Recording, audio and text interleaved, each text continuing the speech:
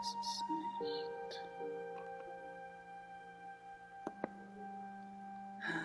Anders.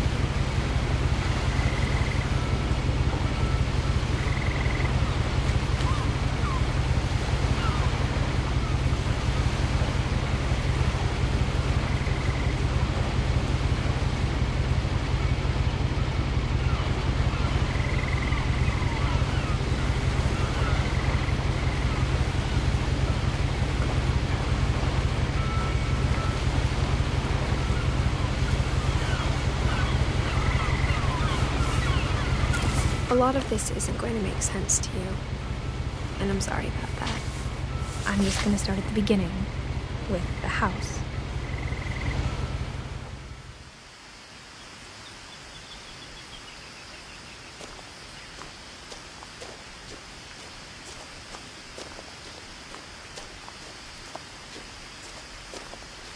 I lived here until I was 11, but I wasn't allowed inside half the rooms.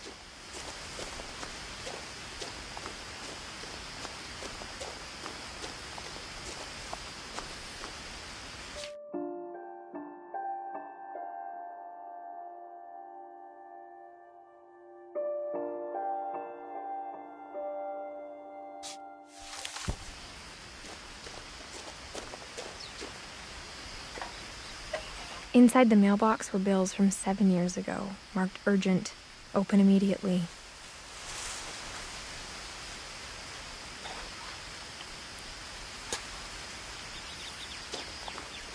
I hadn't been back since my brother Lewis's funeral.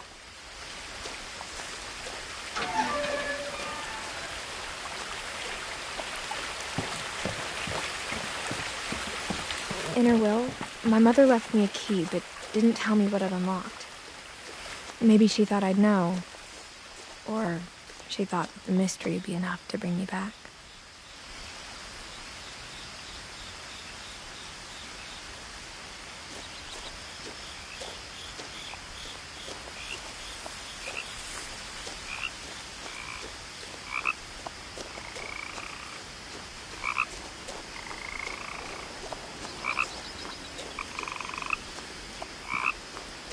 The truth is, even after I inherited the house, I never thought I'd come back to it. But now I had questions about my family that only the house knew the answers to. The woods around the house have always been uncomfortably silent, as if they're about to say something but never do.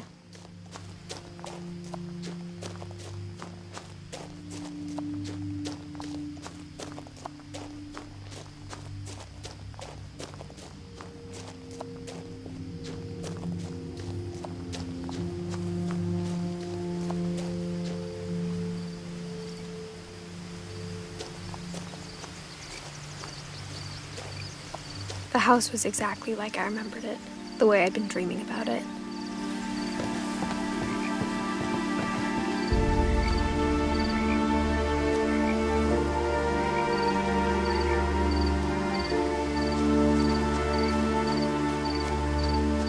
As a child, the house made me uncomfortable in a way I couldn't put into words. Now, as a 17-year-old, I knew exactly what those words were. I was afraid of the house.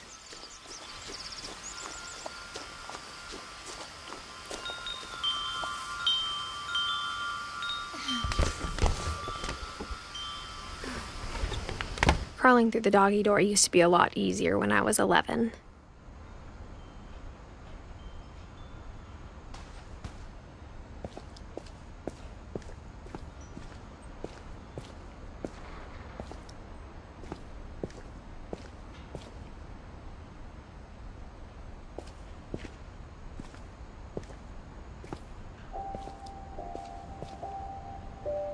power had been turned off the night we left.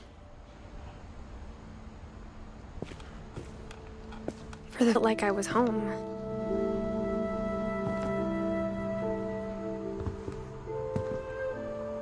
But instead of a family, there were just memories of one.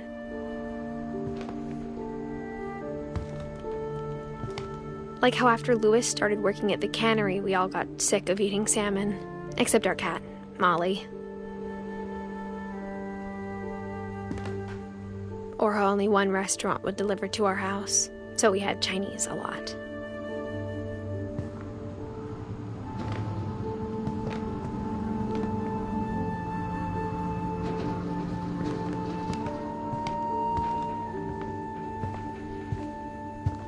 The table was still a wreck from the night we left. It was like a bomb had gone off, killing everyone but sparing the furniture.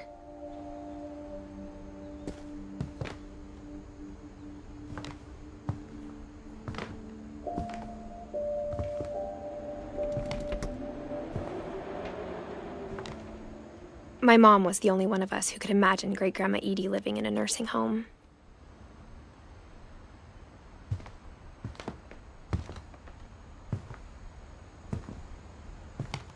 Nothing in the house looked abnormal.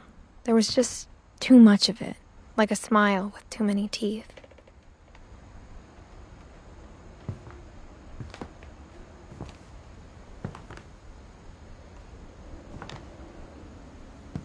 Even the fireplace had a story.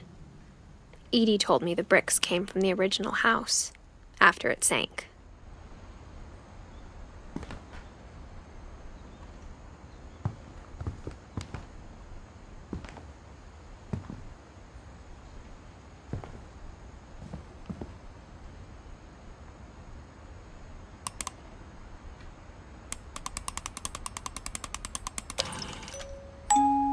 Great-Grandpa Sven built a music box for Barbara, along with the rest of the house.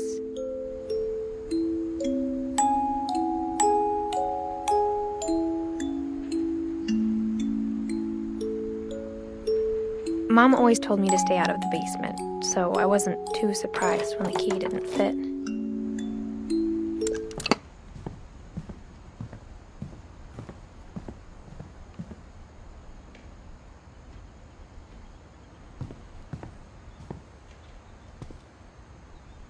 After Milton disappeared, Mom sealed up all the bedrooms.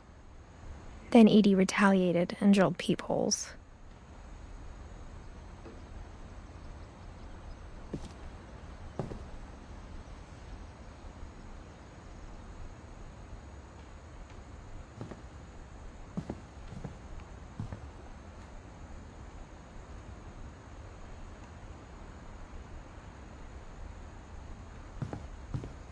I spent a lot of time playing in Great Uncle Walter's room.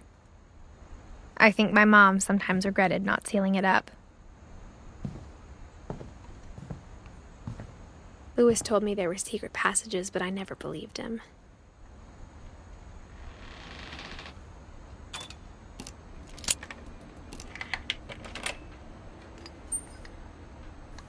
Turns out, my mom was really good at keeping secrets.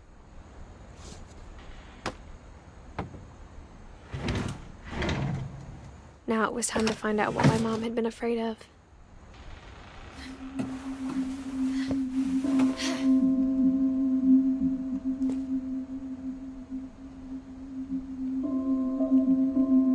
Reading this, maybe it sounds like I had a plan, but I had no idea what was behind that door.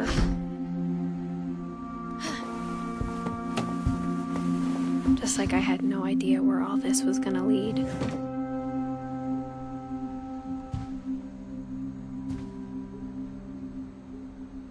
I grew up. Molly's gerbil had a tiny bedroom with its own even tinier gerbil cage.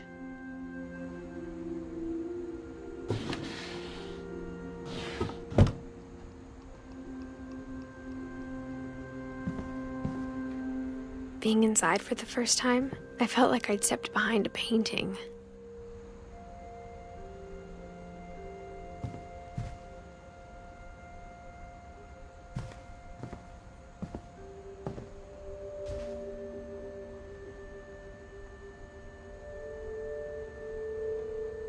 I got the sense Edie had spent a lot of time here. December 13th, 1947.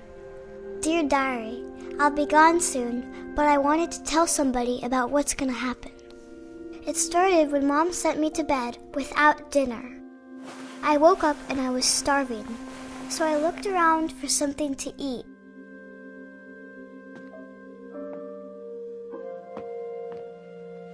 The gerbil food was dry, but I didn't mind it.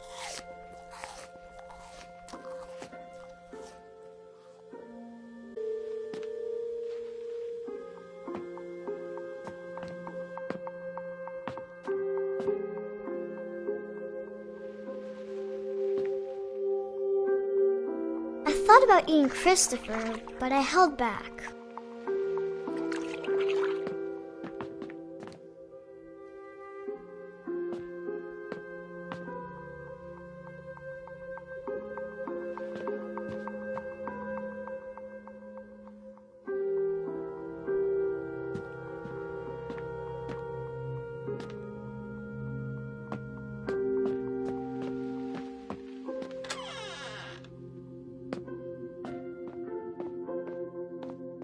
I ate a lot of things that night.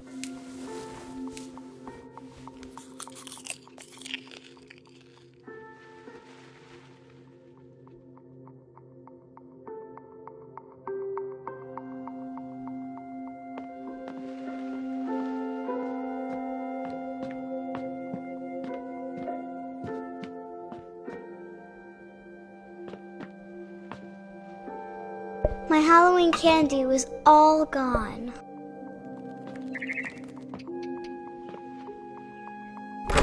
Mom, can I come out now? Sweetheart, it's late. Go to sleep.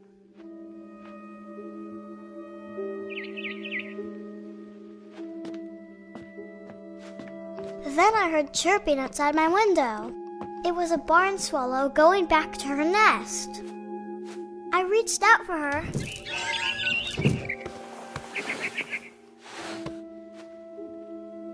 And suddenly, I was a cat.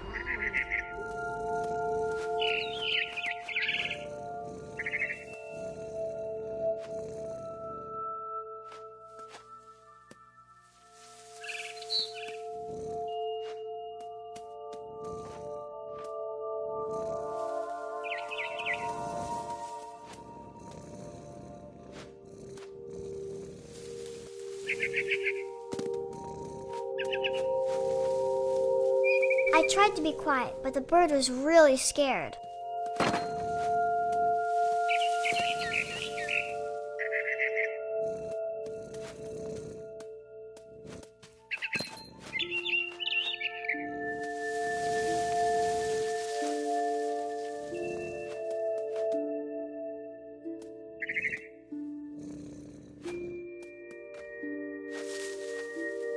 Mom and Dad didn't even look at me.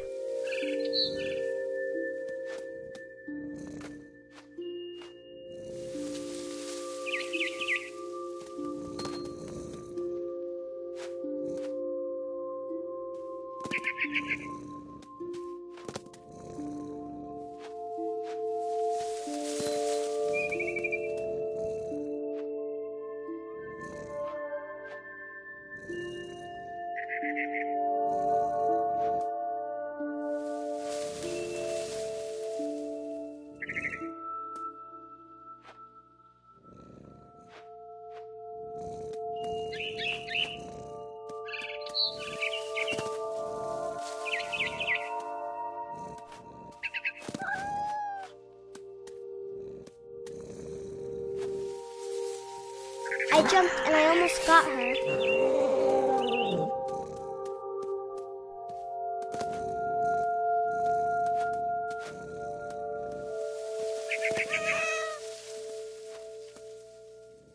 I could tell she was getting really tired. Now I was up in the big tree.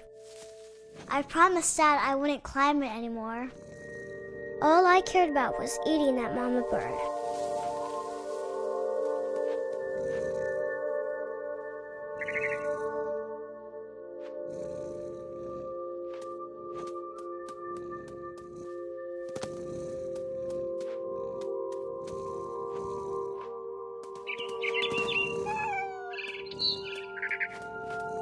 I gobbled her up. And suddenly, I was an owl. First, all I heard was the wind. Then I heard little teeth nibbling in the grass.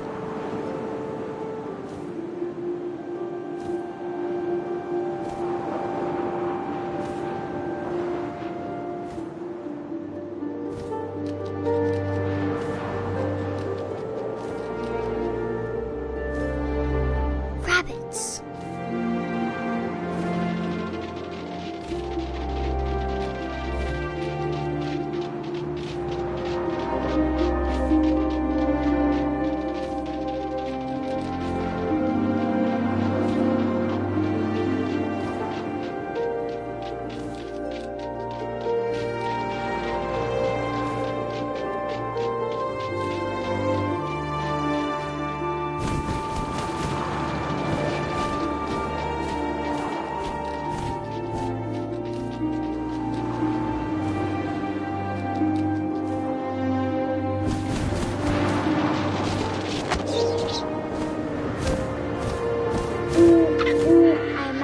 His face looking up and seeing mine through my talons. I swallowed him up, and I didn't chew one bit. Then I flew off to find something bigger.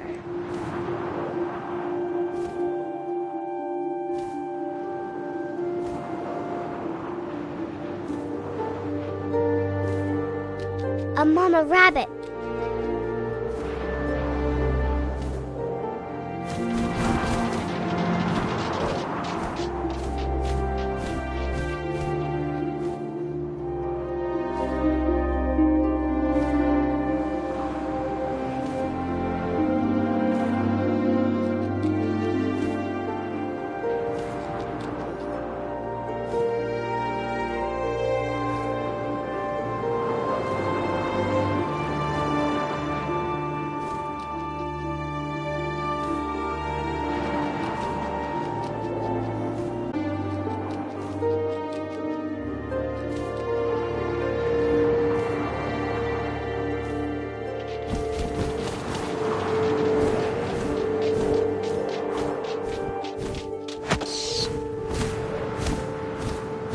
She was almost too big to carry. I started choking, but I couldn't stop eating. And suddenly, I was a shark.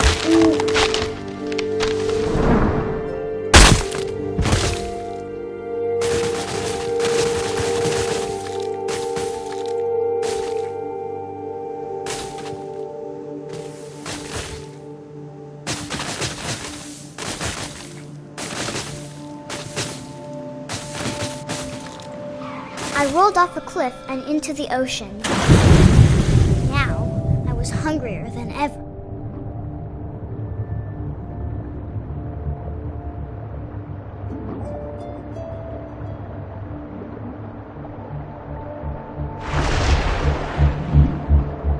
I wanted fat, juicy seals.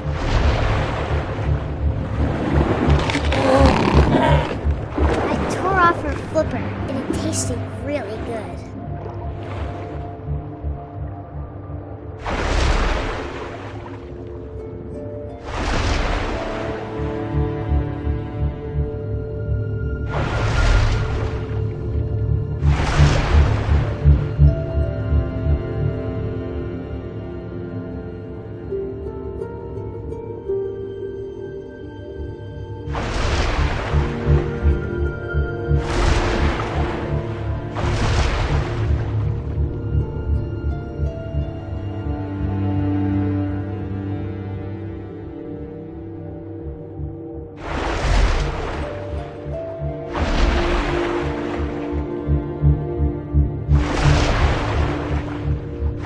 Grabbed on tight.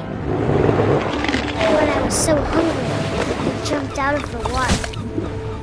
When I opened my eyes, everything had changed.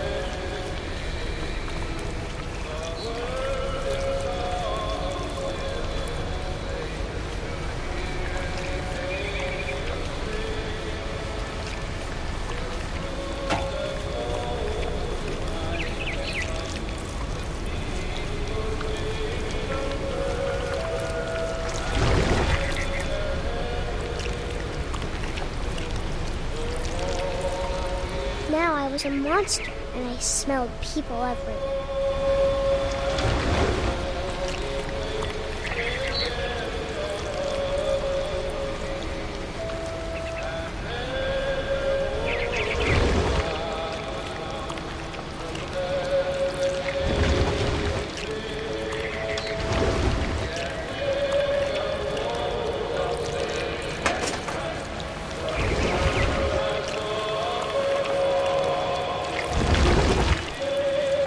I was big, but I moved real quiet.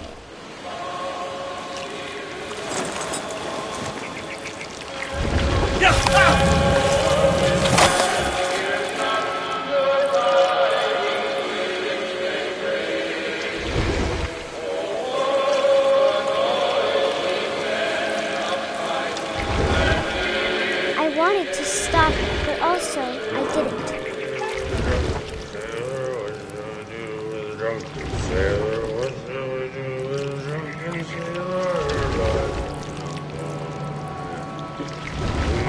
Belly with a rescue laser.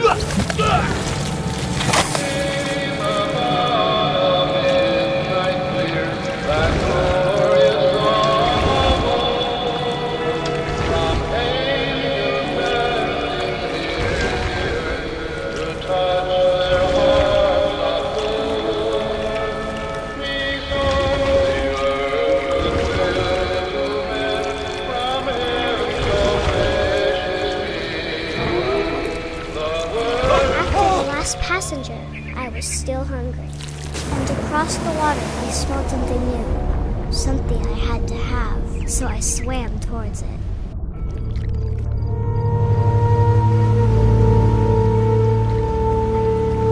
I slithered onto the sand, and the good smell went into an old pipe.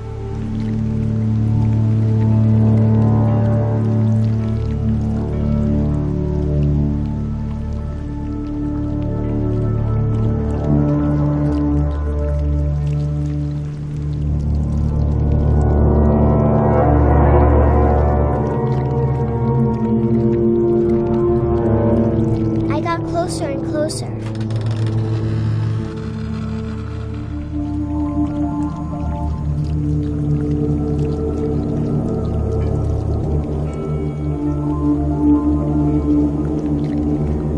All of my stomach started growling. And suddenly, I was me again. I held my breath for a long time, but I couldn't hear anything. I think it's waiting for me to fall asleep. But it's not going to wait much longer. It needs to be, and we both know I will be delicious.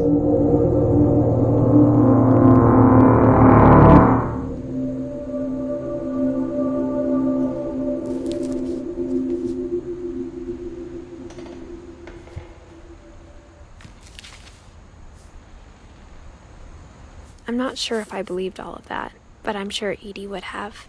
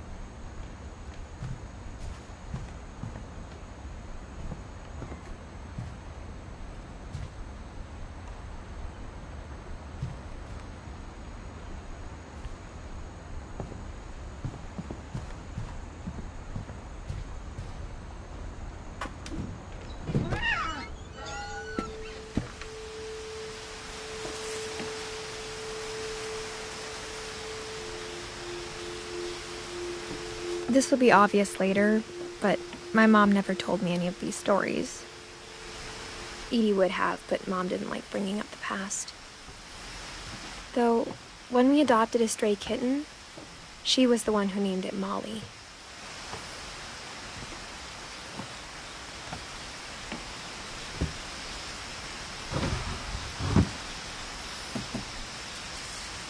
I spent a lot of time in great-grandma.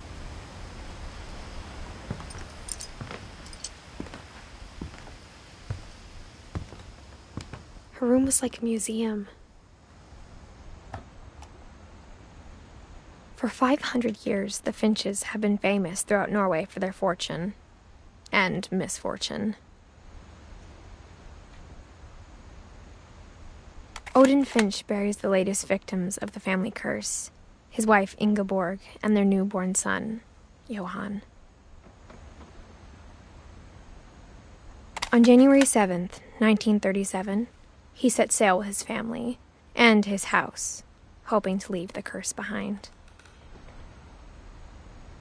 But 40-foot waves off the coast of Washington send the house and Odin to the bottom of the sea. Odin's daughter Edie, with husband Sven and baby Molly, step ashore on their new home, Orcas Island. Odin Finch is the first to be buried in the new family cemetery. His daughter Edie is already dreaming of a new Finch house.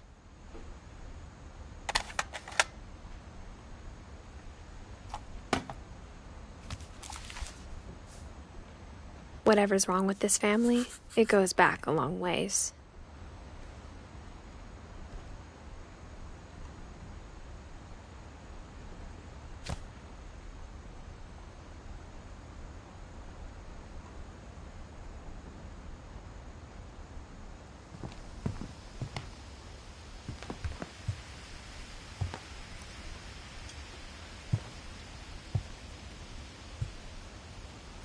When Edie told people Sven was killed by a dragon, she could also have said he was building a dragon-shaped slide that collapsed. She could have, but she didn't.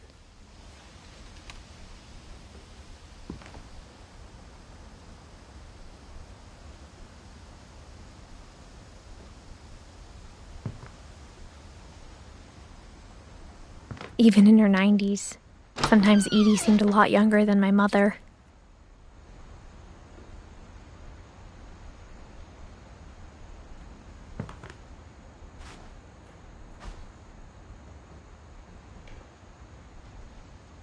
The only trace Grandpa Sam's first wife, Kay, left on the house was the pink bathroom.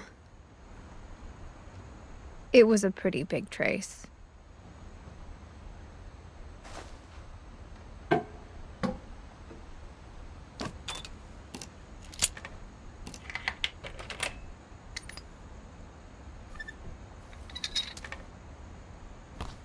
There's a secret in this bathroom.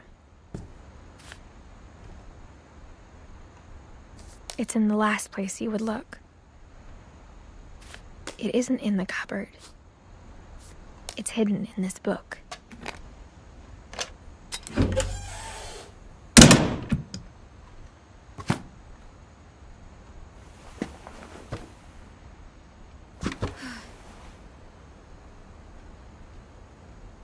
Sven gave Sam an old camera he'd refurbished. He never put it down.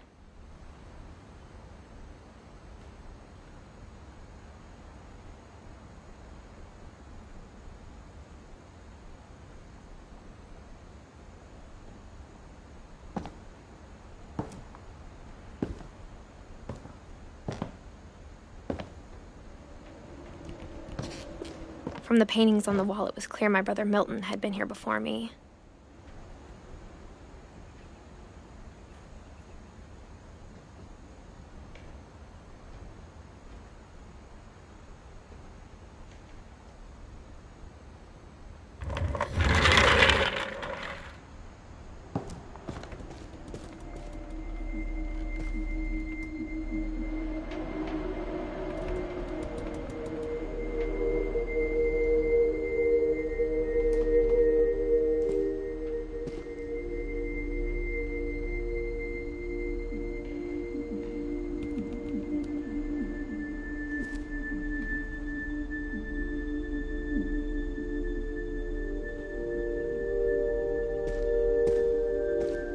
I knew Grandpa Sam had a twin, and that he never talked about him.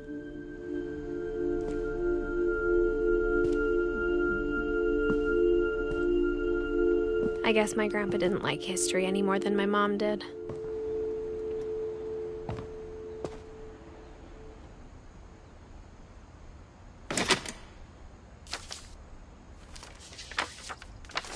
How I Want to Remember My Brother by Sam Finch.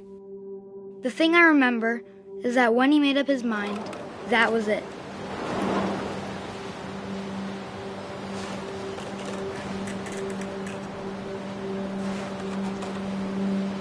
My brother said he'd die before he ate another mushroom, and he did.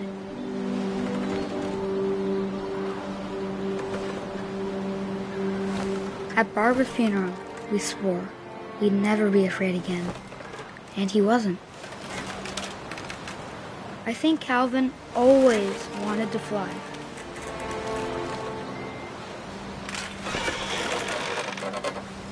Sam! Calvin! Dinner's ready! Coming! But that day, he finally made up his mind to do it. I told him going around was impossible.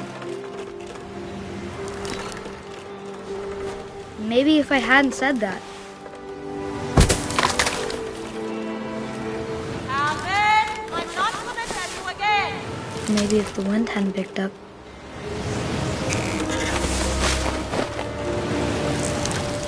Then maybe he'd still be here. But I doubt it. I think he'd already made up his mind. That's what I want to remember about my brother.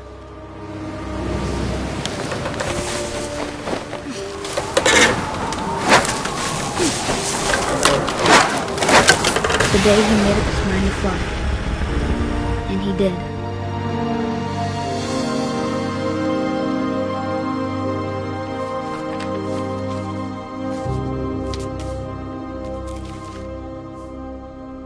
Calvin's story felt strangely familiar. When I was younger, I remember trying to do the exact same thing.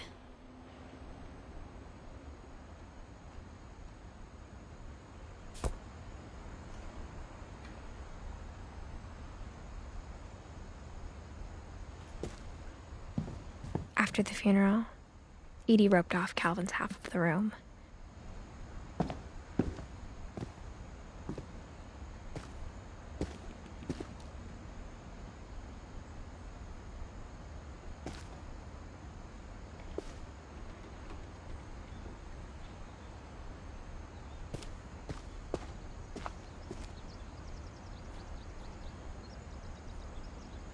Mom said Grandpa Sam enlisted at 18 and never set foot in the room again.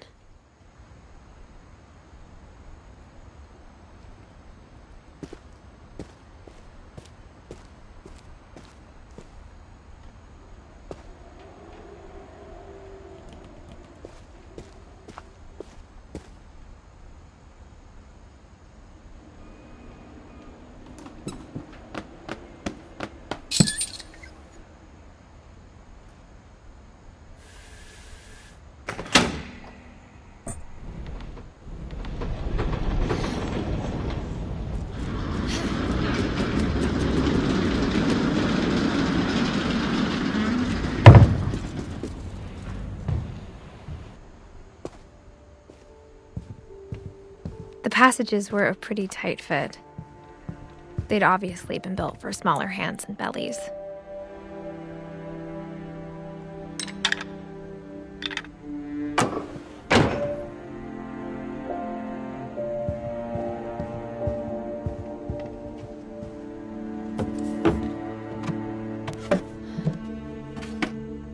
Growing up, I always thought of Barbara as a child star.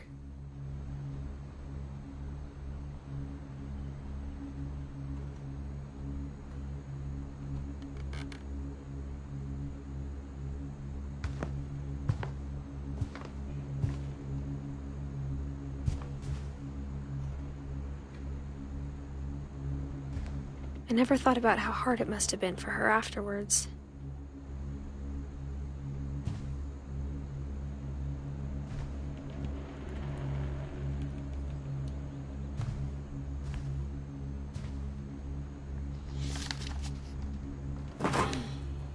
Of all the stories people wrote about Barbara's death, I'm surprised Edie saved this one.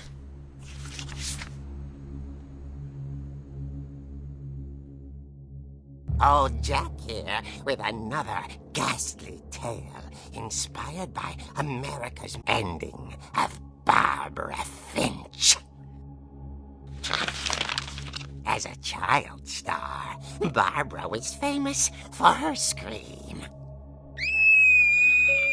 Now at 16, she was all washed up, a has-been. But in a lucky break, she'd been asked to perform her signature scream at a local convention for monster movie fans. It was just the boost her career needed. Unfortunately, her scream hadn't aged well. Getting better. I think you just need the right motivation. Her biggest fan and current boyfriend, Rick, was about to demonstrate when... Now that was a great scream. It was Barbara's father, Sven. He'd slipped into a table saw and had to be rushed to the emergency room. So Barbara got stuck babysitting her youngest brother, Walter. Her convention comeback was cancelled. Okay, I'm hearing frustration, but I'm not hearing terror.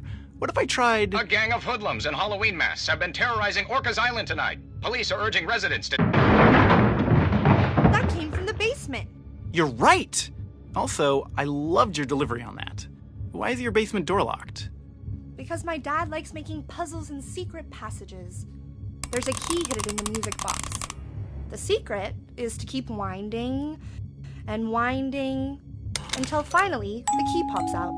Thanks, babe. I'll be back in a sec. 20 minutes later, Rick hadn't returned. So Barbara went to look for him, right on cue. She reached for the music box. And as she wound the key, she listened for Rick, but the house was silent.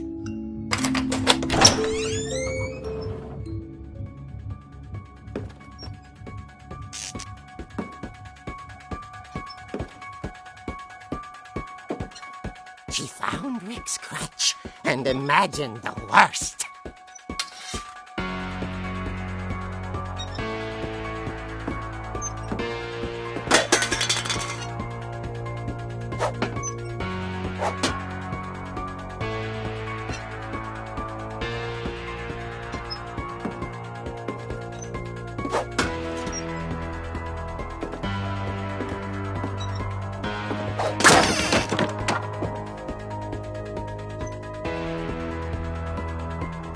The gang's leader is the infamous Hookman killer, Dr. Carl Hamill, who impaled and then ate his family 10 years ago tonight.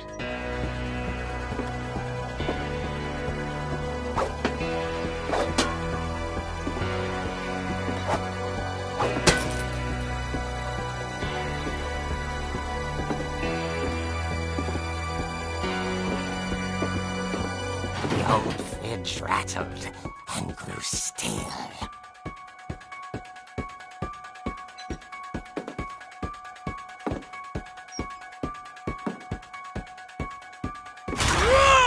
Oh dear!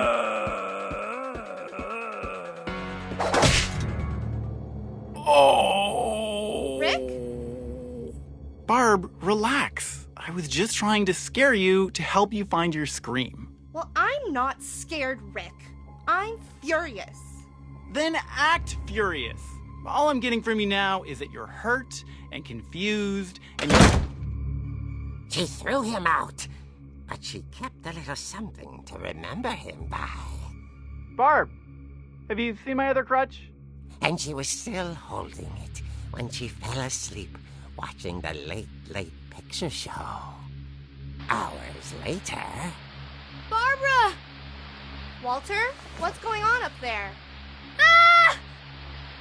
Okay, I'm coming up, but if this is a trick, you're dead, Walter.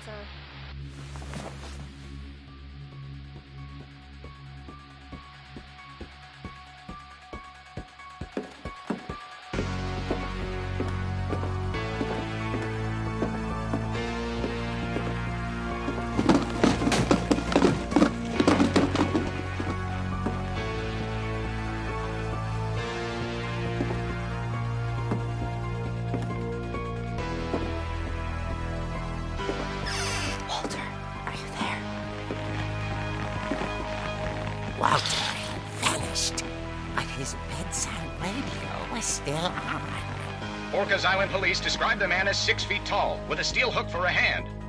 Residents are urged to lock all doors and windows and notify the police of any suspicious activity.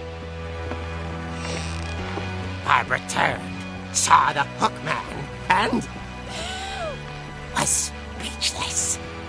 He was quite smashing. And he was. He couldn't get enough of Barbara. Okay, Barbara, there's got to be another way out of here.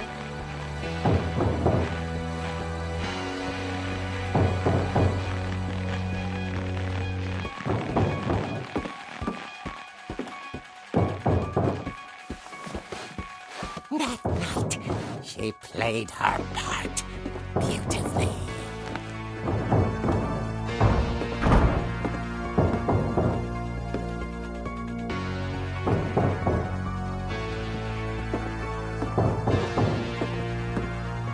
Molly's door hadn't been opened in years. The hinges groaned.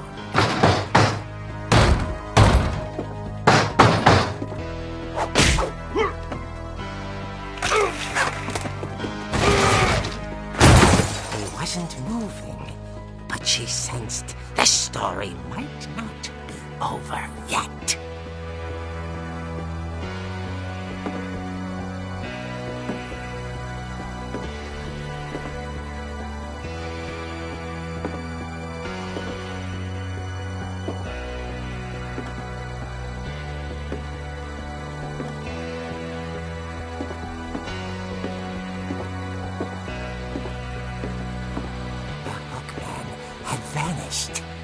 She listened for his breathing, but all she heard was...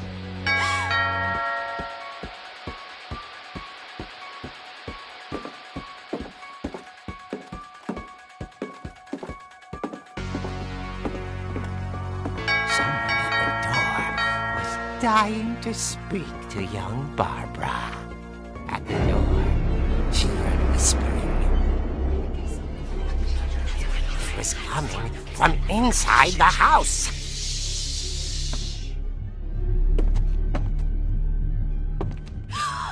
Oh dear. Surprise! Bravo, Barbara! You were wonderful! The monsters had come to surprise her. For Barbara, it was a dream come true. Then she saw what kind of monsters they were, and she realized what was about to happen. She was going to be famous. And with her final breath, Barbara Finch gave the performance of her life.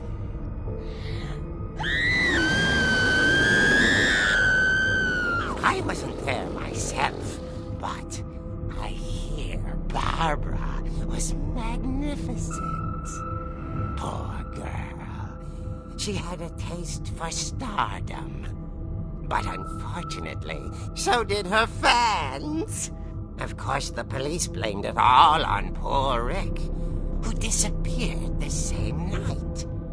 And little Walter, hiding under his bed the whole time. He took it all pretty hard, but that's another story. As for Barbara, tucked inside the music box is all they ever found of her. Her ear. Now that's what I call a real eerie tale.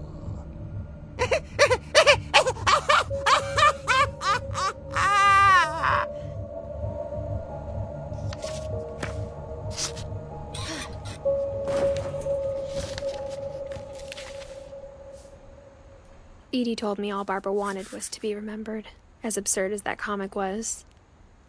Maybe what Edie saw was a happy ending.